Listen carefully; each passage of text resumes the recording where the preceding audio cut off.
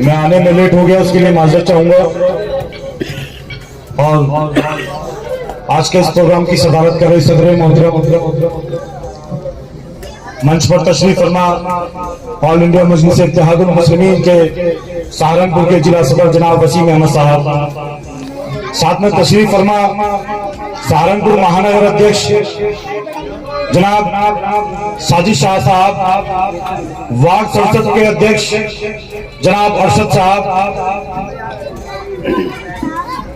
मेरे साथ तशरीफ लाए जनाब रियाजुद्दीन सैफी साहब, शाहिद सैफी साहब, जावेद त्यागी साहब, गुड्डू राजा साहब, शोएब राव साहब और इस खूबसूरत प्रोग्राम के आयोजक आपके वार्ड नंबर 7 से आपके चहेते उम्मीदवार जनाब दिलशाद मलिक साहब, यहाँ मौजूद तमाम मुअज़्ज़िज़ हज़रात, मेरे बुजुर्ग साथियों, नौजवान साथियों, बच्चों, जैसा कि आपको मालूम है चुनावी बिगुल बच चुका है। आने वाली 4 मई को आपको वार्ड 67 से पार्षद का इंतखाब करना है। आने वाली 4 तारीख को आपको अपने वार्ड से पार्षद का चयन करना है, पार्षद चुनना है। अब हमारा पार्षद कैसा होना चाहिए, हमें किसको चुनना चाहिए, ये हमें जानना और समझना बहुत जरूरी है। वोट तो हम लोग करते आए हैं पिछले 75 सालों से, हमारे बुजुर्गों से लेकर और हम तक, हम तमाम लोग वोट करते आए, लेकिन वोट किस प्रत्याशी को देने चाहिए, किस पार्टी को देने चाहिए, ये हमें मालूम होना चाहिए। मैं आप लोगों से गुजारिश करने आया हूं कि 4 मई के दिन जब आप लोग वोट करने जाएं तो ये सोच कर जाएं कि आप किसको हराने और किसको जिताने के लिए वोट कर रहे हैं। इन 75 सालों के अंदर आपने क्या खोया, क्या पाया है, आपकी नस्लों का मुस्तकबिल किन लोगों के हाथ में है, ये सोचने के और समझ करके वोट करने जाएं। मैंने देखा समाजवादी सहारनपुर जिले के अंदर 2 झोटों के बीच में, देसी कहावत बता रहा हूं, 2 झोटों के चक्कर में झुंड का नाश हो रहा है। इन बेरुपये सपा और बसपा के दलाल, इनके ज़हनी गुलाम, चाहे वो मसूद साहब हो या मलिक साहब हो, कोई भी हो, ध्यान रखना ये वो लोग हैं जो आपका वोट तो लेते हैं, लेकिन जब आप पर जुल्म और अत्याचार होता है, जब आपके साथ मॉब लिंचिंग होती है, जब आपके उलेमाए किराम को टारगेट किया जाता है, जब आपकी मसाजिदों को शहीद किया जाता है, तो ये ज़हनी गुलाम आपके लिए एक अल्फाज तक नहीं बोलते।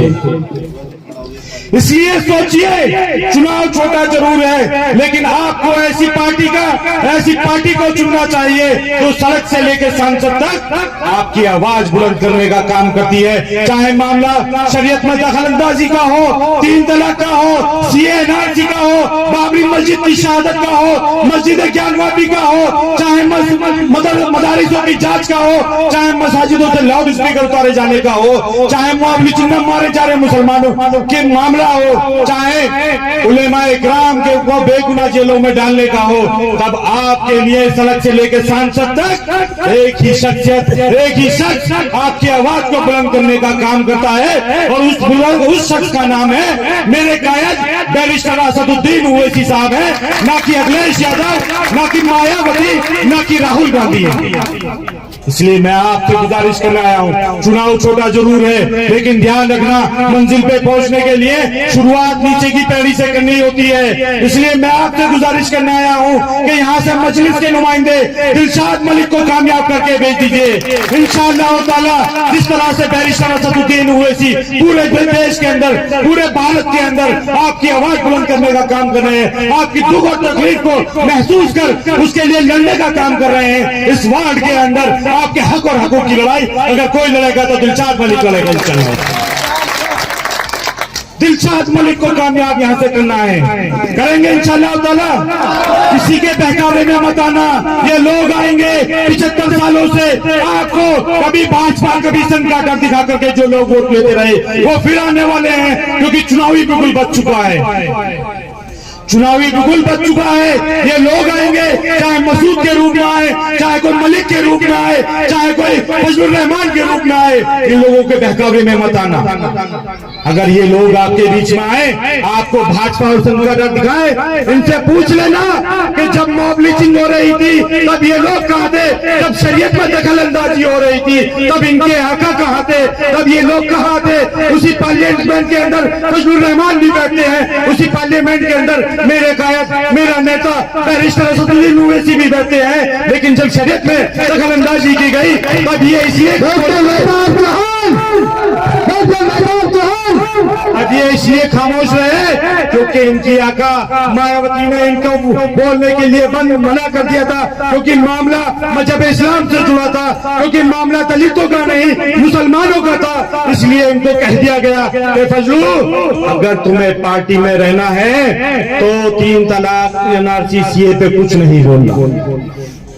और ये खामोश रहे, शरीयत तार होती रही, शरीयत पे एक कानून पास होता रहा, वहां शरीयत में दखल अंदाजी होती रही। लेकिन ये गूंगे का गुड़ खाकर बहन जी का हुक्म ऐसे मानते रहे कि जैसे बहन जी नहीं, किसी आखिरी वली ने या नबी ने इनसे कह दिया हो कि खामोश बैठ जाए। इसलिए मैं आपसे कहने आया हूं, चाहे मसूद परिवार हो जो फर्जी क़यादत चिल्लाते हैं, मैं उनसे कहना चाहता हूं, अगर कौम क़यादत मिल्लत की इतनी फिक्र है तो आओ वसीम का साथ दो, आओ वसीम का साथ दो, आओ साजिद का साथ दो, उनकी हौसला अफजाई करो और असली क़यादत में आकर मजलिस इत्तेहादुल मुस्लिमीन की सरपरस्ती करो, इन लोगों को की हौसला अफजाई करो। ये फर्जी क़यादत मत खिलो, इस कौम को गुमराह मत करो, इस कौम की आने वाली नस्लों के मुस्तकबिल के साथ खिलवाड़ मत करो। याद रखना, जो अपना मुस्तकबिल कभी कांग्रेस, कभी सपा, कभी बसपा में ढूंढता है, वो आपके मुस्तकबिल के बारे में कभी नहीं सोच सकता। इसलिए बाइकाट करो इन लोगों का। चुनाव छोटा जरूर है लेकिन बाइकाट करो इन लोगों का। शुरुआत आज करोगे तो इंशाअल्लाह ताला 2027 में फल भी मिलेगा, रिजल्ट भी मिलेगा। अगर शुरुआत ही नहीं करी तो कुछ नहीं होने वाला। पिछले 75 सालों का रिकॉर्ड उठा करके देख लो, आप और मुझ जैसे कितने आए कब्रों के नीचे चले गए और कितने आएंगे वो भी चले जाएंगे, लेकिन होगा कुछ नहीं। करने के लिए कहीं ना कहीं से शुरुआत करनी होगी और ये मौका है, क्योंकि इस चुनाव से ना किसी की सरकार बनती है ना बिगड़ती है। इस चुनाव से ना किसी की सरकार बनती है ना बिगड़ती है। इसलिए शुरुआत कीजिए यहां से, वार्ड नंबर 67 से दिलशाद अहमद को कामयाब करके भेजिए। एक पैगाम दीजिए अपने जिंदा दिली का, इनसे घबराइए, डरिए मत। चाहे मलिक फैमिली हो, चाहे मसूद फैमिली हो, इनसे घबराइए मत। मुझे पता है कि सहारनपुर के अंदर ये लोगों को टॉर्चर करते हैं, मुकदमे लिखवाते हैं, लेकिन याद रखना, दबता वो है, दबाया वो जाता है जो दबता है। और आप दबने वालों में से नहीं हो, आप दबने वालों में से नहीं हो। मजहब इस्लाम के मानने वाला एक एक बच्चा दबने वालों में से नहीं है। इसलिए आपको वास्ता है उस रब का जिसने आपको इस दुनिया के अंदर हुक्मरान बना करके भेजा, गुलाम नहीं हुक्मरान बना करके भेजा। इसलिए पहचानिए, जब 313 हजारों पे भारी पड़ गए तो ये तो छोटा चुनाव है, इंशाल्लाह इन बड़े बड़े मगरमच्छों को चीरते हुए फाड़ते हुए निकल जाएंगे। बस आपके अंदर हौसला होना चाहिए, जज्बा होना चाहिए। और एक बात और मैं आपको बता दूं, ये लोग आएंगे वही सब 75 साल का रोना रोएंगे कि फलाने को वोट मत दे देना वरना बीजेपी आ जाएगी, संघ आ जाएगा। अब आपको बीजेपी और संघ को हराने की जरूरत नहीं, बिल्कुल बीजेपी और संघ को हराने की जरूरत नहीं। अब आपको जरूरत है अपने आप को जिताने की, अपनी क़यादत को जिताने की, अपनी जमात को जिताने की, अपनी उस आवाज को बुलंद करने की जो सड़क से लेकर संसद तक आपकी आवाज बनने का काम करती है। करेंगे इंशाअल्लाह ताला। वार्ड 67 से मजलिस के नुमाइंदे दिलशाद मलिक को कामयाब करेंगे। बहुत बहुत शुक्रिया। मैं एक शेर के साथ अपनी बात खत्म करता हूं, क्योंकि प्रोग्राम आगे भी लगा हुआ है, वहां भी जाना है। ना दरिया तलाश कर, ना समंदर तलाश कर, ना दरिया तलाश कर, ना समंदर तलाश कर, राहत जहां मिले वो घर तलाश कर।